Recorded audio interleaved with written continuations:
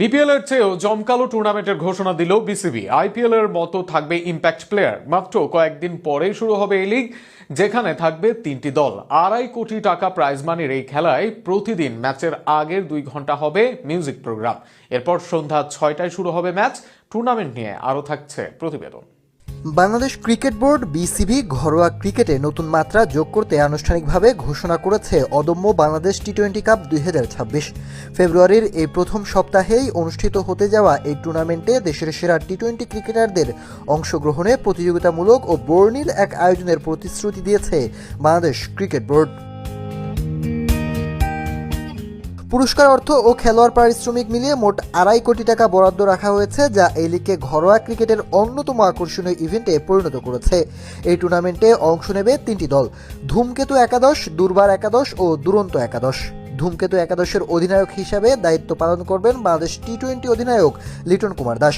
দুর্বার একাদশের নেতৃত্বে থাকবেন জাতীয় দলের টপ অর্ডার ব্যাটসম্যান ও টেস্ট অধিনায়ক নাজমুল হোসেন শান্ত, এবং দুরন্ত একাদশের অধিনায়কত্ব করবেন বাংলাদেশকে অনূর্ধ্ব-19 বিশ্বকাপ জেতানো উইকেটকিপার ব্যাটার আকবর আলী।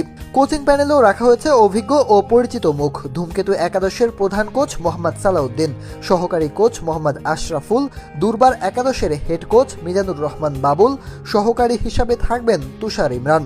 অন্যদিকে দুরন্ত একাদশের প্রধান কোচের দায়িত্বে রয়েছেন হান্নান সরকার।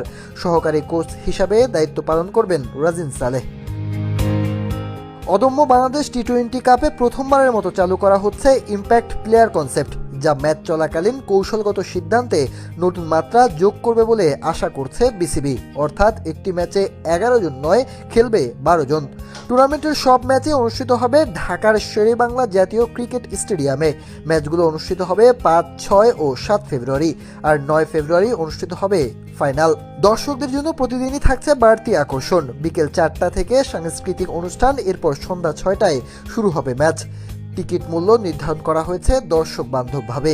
ইস্টার্ন গ্যালারি 100 টাকা, নর্দার্ন ও সাউদার্ন স্টার 200 টাকা, ক্লাব হাউস 500 টাকা এবং গ্র্যান্ড স্ট্যান্ডের টিকিট 1000 টাকা। মূলত বিশ্বকাপে বাংলাদেশ দল যাচ্ছে না, সেই ক্ষতি পুষিয়ে নিতেই এই টুর্নামেন্টের আয়োজন করেছে বাংলাদেশ ক্রিকেট বোর্ড ও সরকার।